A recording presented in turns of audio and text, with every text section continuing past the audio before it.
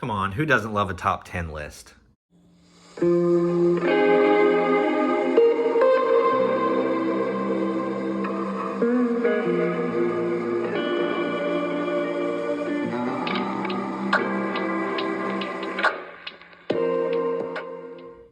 Hello everyone, welcome to Bound in Prose. I am your host Matt, and today I'm going to talk about my 10 favorite books. Today I am also joined by the real critic of the house. His name is Kaori, so you might see a little fluffy tail running around during this video. So he's always around and he knows when the camera's on. And if you watched my Covenant of Water review, I want to say thank you so much. First off, that was really a nerve-wracking experience. Like I didn't expect that to be so anxiety-inducing. So anyways, I had a lot of fun making it, and if you watched it, thank you so much. If this is your first time, welcome. So I'd like to give a little bit of context before I get started here. I have always been somewhat of a reader, but as a younger man, growing up, I always kind of stuck to either fantasy books or Stephen King books, and it wasn't until a bit later in my life, my mid-20s, later 20s, that I started kind of venturing out of my area of comfort into other books. And so whenever I started doing that and getting into literary fiction, historical fiction, these other types of genres or styles, I started reading a lot of the books that were trending or that were big at the time, or some of those major classics, things that I had kind of always been interested in or that I'd seen a lot of other videos on. And so a lot of the books that you're going to see today, you're probably going to know them. Some of them may even cause you to roll your eyes a little bit, but that's just where I'm at as a reader. And so these are the top 10 books that I have read so far, or my favorite top 10. And we all know with top 10 lists, this is completely set in stone. I'll never be able to change my mind. I will be totally locked into this list for the rest of my existence. Coming in at number 10, we have A Thousand Splendid Suns by Khaled Hosseini. Now, I apologize if I'm butchering his name. I looked up a bunch of videos for the correct pronunciation, and everybody said it differently. So I do apologize if I'm butchering his name. Khaled Hosseini is also the author of The Kite Runner, which was very popular. That was his first novel. A Thousand Splendid Suns is his second novel, and I would have to say it's even better than The Kite Runner. So the story takes place in Afghanistan, something that Mr. Hosseini is known for. It takes place just before the rule of the Taliban and then during the Taliban takeover in Afghanistan. So we have our two main characters, Miriam, a woman who comes from a life of poverty, doesn't have very much, and is married off to this man who turns out is abusive. Our second character is a younger lady named Layla, and she comes from like a more privileged station in life, kind of has more liberal parents for the time, and is afforded more opportunities. But due to an accident, she loses her family, but she ends up married to this same gentleman as Miriam. And this book is about the bond that these two women form in their circumstances, being married to an abusive husband as well as living under the Taliban rule. Now, no spoilers, but the ending of this book will forever be burned into my memory, burned into my brain. It is haunting but beautiful, and I finished this book with a lump in my throat. So I highly recommend A Thousand Splendid Suns. Coming in at number 9, we have our first pick that's probably going to make some people roll their eyes, but we have The Goldfinch by Donna Tartt. Now, I started reading Donna Tartt with her first publication, her first novel, The Secret History. And it was one of the first times I had read a book that I would consider to be more of a slow burn that I was absolutely engrossed in. One of the things I love about Donna Tartt is her ability to write characters. She writes real people that you feel like you could go out and actually find in the real world. imbues them with very human struggles, and that is what drew me to Donna Tartt in the first place. So the second book I read of hers is The Goldfinch. Now, this book follows the story of Theo Decker. So his mother is killed in a bombing at this art gallery. As Theo gets out, he takes this painting called The Goldfinch. He was really drawn to it in the first place. So he takes this painting and he's hiding it throughout the story as he grows older. This story takes place. He moves all over the country, but he always keeps this painting of the Goldfinch. And the conflict in this book kind of arises a bit later on. People are suspicious that he might be the one that has it. And so there's a little bit of a cat and mouse game here. But I have heard this book described as very Dickensian, which I can see. Absolutely. I think that Theo Decker is a very Dickensian kind of character. But I really enjoyed Donna Tartt's writing of this character and the way that this novel progresses. I think that there's some really beautiful, if maybe somewhat pessimistic views of the nature of art versus humanity, how art that's created can last forever, and how we as human beings are always tethered to our mortality. But I thought this was beautifully written. I had to go buy my own copy of it, and thankfully I found a nice hardcover copy. But yes, Donna Tartt's The Goldfinch, absolutely check it out. Coming in at number 8, we're going to switch gears a little bit. At number 8, we have The Eye of the World by Robert Jordan. So as I said earlier, whenever I was a bit younger, in like junior high, high school, I pretty much either read only fantasy or Stephen King. Now, Eye of the World was something that I discovered early on, and its length appealed to me. It was a challenge that I wanted to try to take on, and it looked interesting, it sounded interesting, and there was this whole big old series, so I wanted to try to push myself, and I'm so glad I did. So this book follows a group of children from a place called the Two Rivers, and one night there are these two characters, these two mysterious characters come in and basically have to whisk them away after the village is attacked. And as you go through this book, you realize that these children are going to play a very vital role in saving the world and defeating the Dark One. It's a very old school type novel, but the world building, the magic system, the characters is so complex, so engaging, so immersive. I absolutely love The Wheel of Time. Now, whenever I was younger, I made it through the first 4 books and kind of petered out and didn't get around to reading the rest of them. It was just a bit too much for me at the time.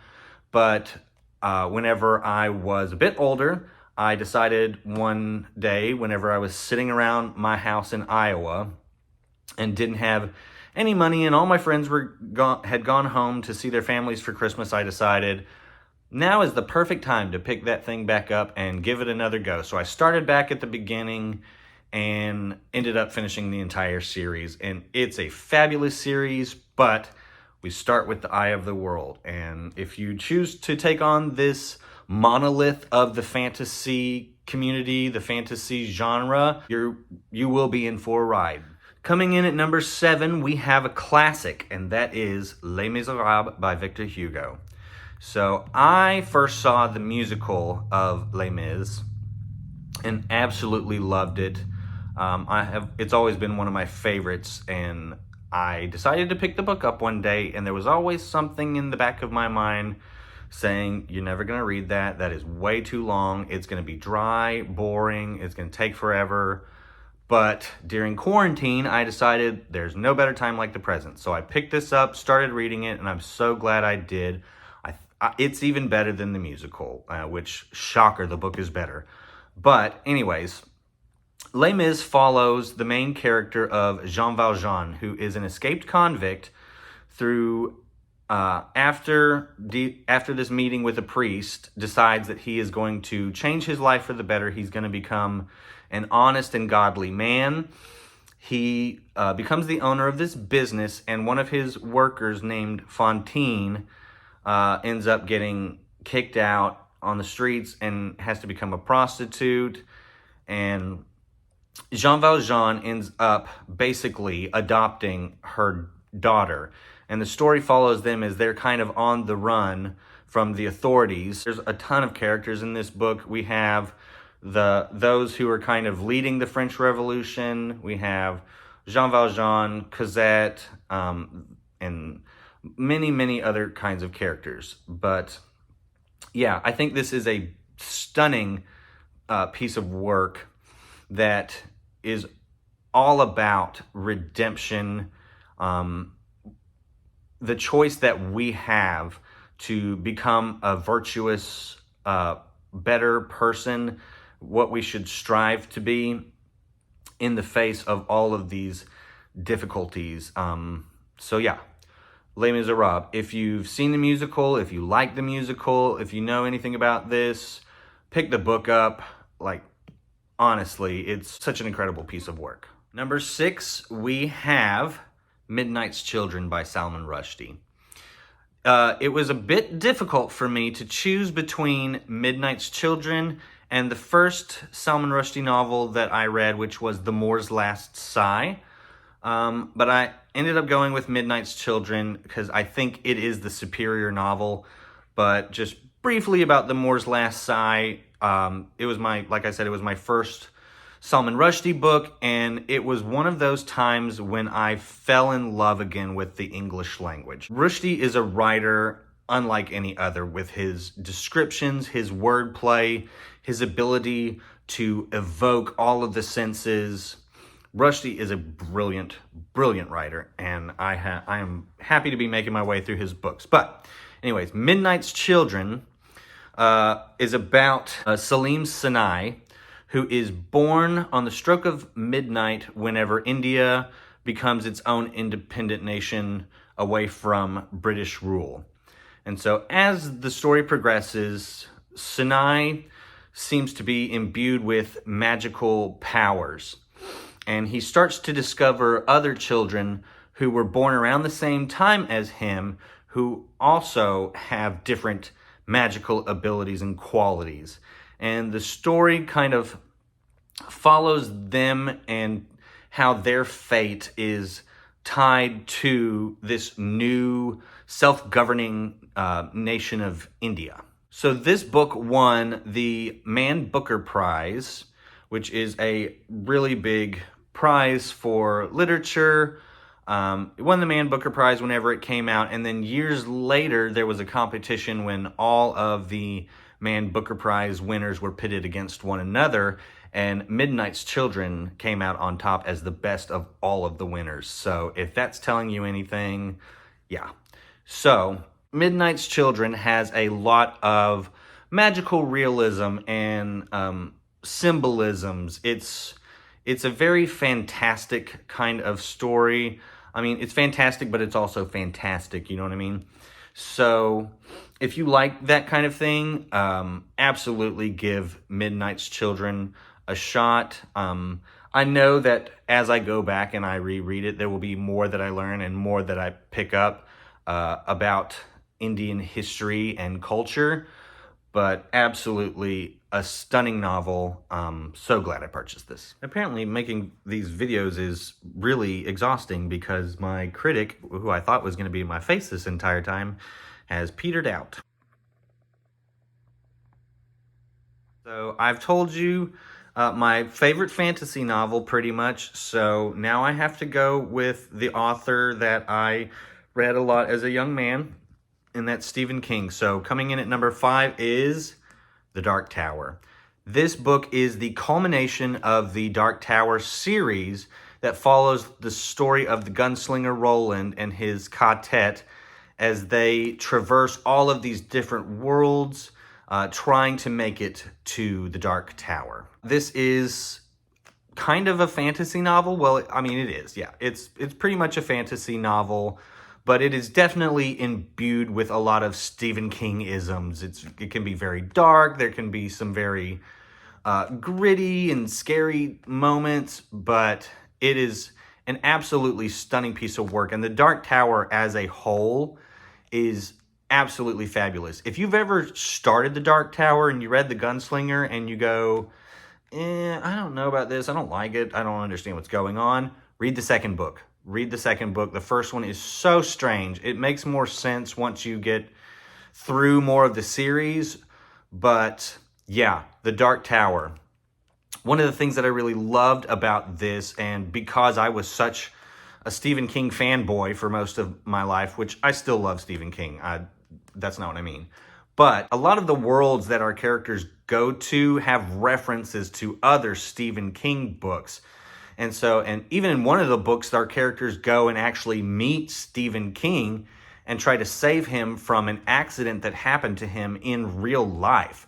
And so it was just such an interesting read, and it was totally unlike any other fantasy series that I had read. So if you're interested, if you like fantasy, if you like Stephen King and you haven't gotten on this yet, what are you doing? Wonderful. Absolutely fabulous. On to number 4, which is Shogun by James Clavell. Now, I absolutely loved this book. I am a huge fan of Japanese history and culture, and I know that this is not the most historically accurate, but as a piece of escapism, look no further. This is such an interesting and immersive novel. So we follow the story of John Blackthorne, who is the captain of this European vessel that is shipwrecked on Japan, and he and his crew are taken prisoner. And as the story progresses, John becomes more and more immersed in Japanese culture and politics, and he's kind of used as a chess piece throughout most of the novel. But the way that his view of feudal Japan changes and what he learns throughout the novel is such an intriguing journey. So one of the things that runs throughout the novel is that there's a lot of internal political strife among these warring clans. And they're all the leaders of these clans are all sort of vying to be the Shogun, which is like the ultimate warlord. But it's that sort of idea and how politics and culture play into this society. But if you are looking for a story that is so rich in detail and humanity and culture, please give Shogun a shot. So for my third book, please try to make sure that your eyes don't roll out of your head. Number 3 is A Little Life by Hanya Yanagihara. So there's probably not a lot that I'm going to be able to say that hasn't already been said much better on BookTube. But this is an incredible piece of work that unfortunately surrounds this idea of trauma. If you've seen anything on this, you have heard people say trigger warnings for everything. I will reiterate that. If you are interested in this book, if you are thinking about reading this book, do your research beforehand. Know what you're getting yourself into, because this is an incredibly difficult, incredibly dark read. But it is beautifully written. The characters are full-fledged, full-rounded people, to the point where I would be sitting in my bed or wherever I was after I would finish passages, and there would be a part of my brain, even though I knew it was impossible because this is fiction, but there would be a part of my brain going, what can I do to help? How can I make this better? Which obviously there's nothing that I could do, but that's how real these characters are. So the story follows 4 friends in New York, and the central figure is a man named Jude, who has endured a lot of trauma in his past.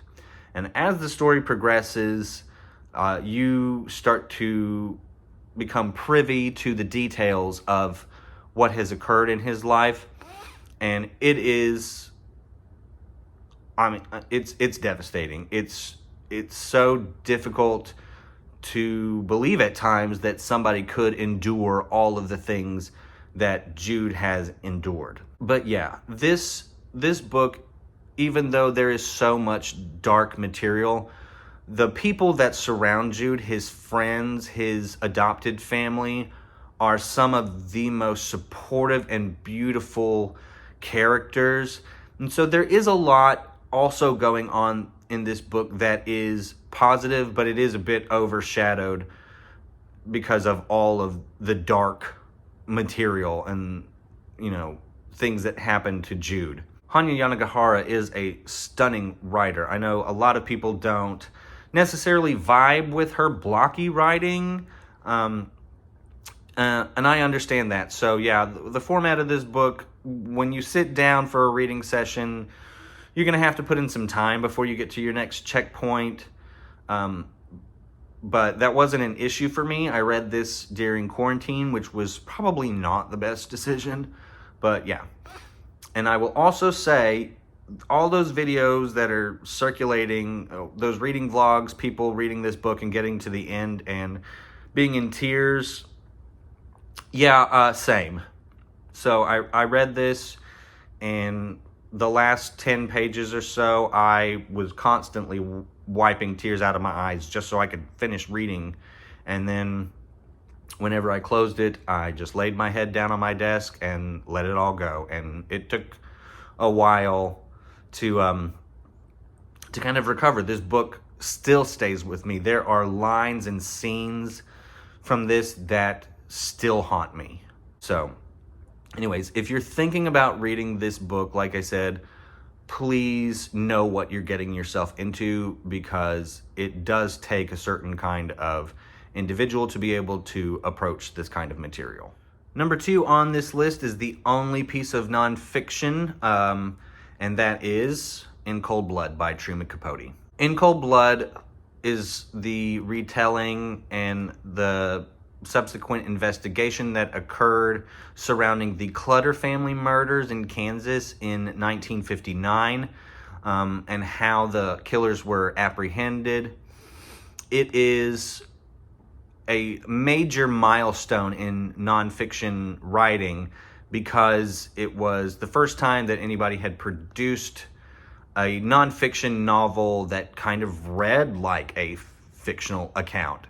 And so it is an incredible piece of work. It's enthralling, it is engaging, and sometimes you kind of forget that this actually happened. So Truman Capote actually befriended one of the murderers and interviewed him and got the account of what occurred on that evening to the Clutter family. And so a lot of this book is firsthand knowledge, from that primary source. So I picked up In Cold Blood. I had always heard about it. I knew it was nonfiction, but this was at a time when I was still trying to kind of force myself to branch away from reading just fantasy and Stephen King. And I'm really glad I did. So I'm a huge fan of true crime, scary stories, that kind of thing. I'm a religious watcher of Mr. Ballin, and whenever I'm doing art or cleaning, I'll have scary stories on. And so I thought that this would be a good way to try something a little bit different, but not get terribly far away from the genres that I was comfortable with. So this book holds a special place in my heart because it was one of the first times that I had branched out and discovered that, wow, there are other books out there that I can really enjoy and, be immersed in. So I would put it to you, if you have ever kind of thought, I'm not really sure that I'm a big fan of nonfiction, give In Cold Blood a chance. It is I think a good way to kind of bridge the gap from fiction to nonfiction. And for my favorite book of all time, I'm only kidding. No, my favorite book of all time is East of Eden by John Steinbeck. So East of Eden takes place in Salinas Valley, California, and is the story of two families, the Hamiltons and the Trasks. And it is basically a modern day retelling of Cain and Abel. So it's a multi-generational book that follows these two families until there's two children, Cal and Aaron, who are the stand-ins for Cain and Abel. So our two younger protagonists, I would argue the main characters of this book, even though, the older generations are throughout the novel more. But Cal and Aaron. So Aaron is sort of the goody two-shoes. He's the one that everybody loves. He seems like everything just goes well for him. And then Cal is the Cain character. And he is a tortured soul. He wants to earn the love of his father so much, but it seems like everything that Aaron does is better, and that Aaron is the one that the father actually prefers. And so, I almost said Cain. Cal is a tortured individual, and there's a tragedy towards the end of the book, but the ending of this book, and one of the themes that runs throughout, is this idea of Timshel. So it basically means, or basically points to the fact that we have good and evil in all of us. Everybody has the capacity for good or evil, and we have the ability to choose which one we're going to follow, or the kind of person that we're going to be. And so the ending of this book is very hopeful in the fact that, yes, you may have made a lot of mistakes in your life. You may have done things that you're not proud of. You may be tortured and deal with a lot.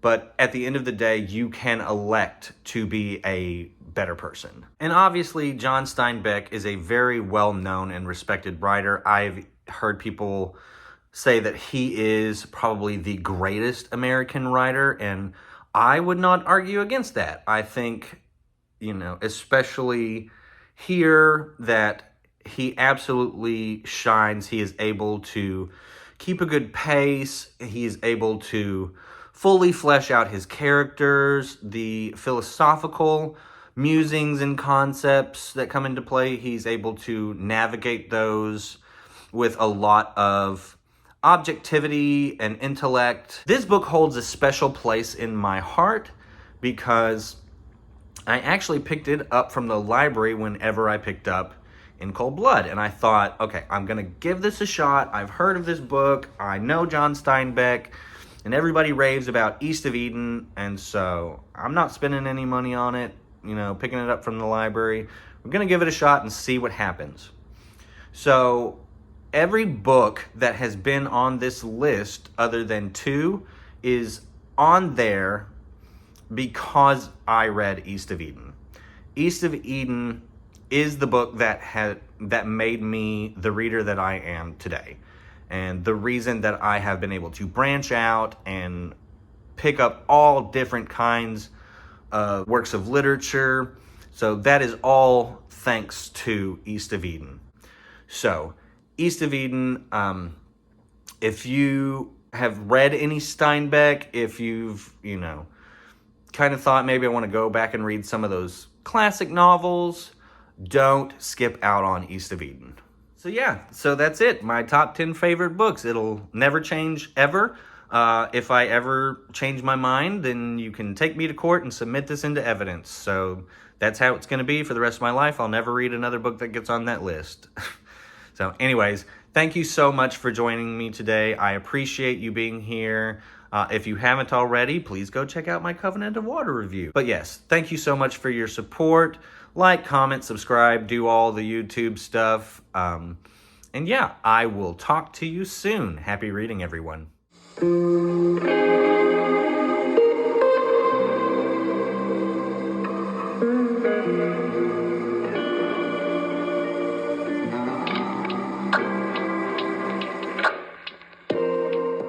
In fact, I'm such a huge fan of this book that the next cat I get will be named Steinbeck.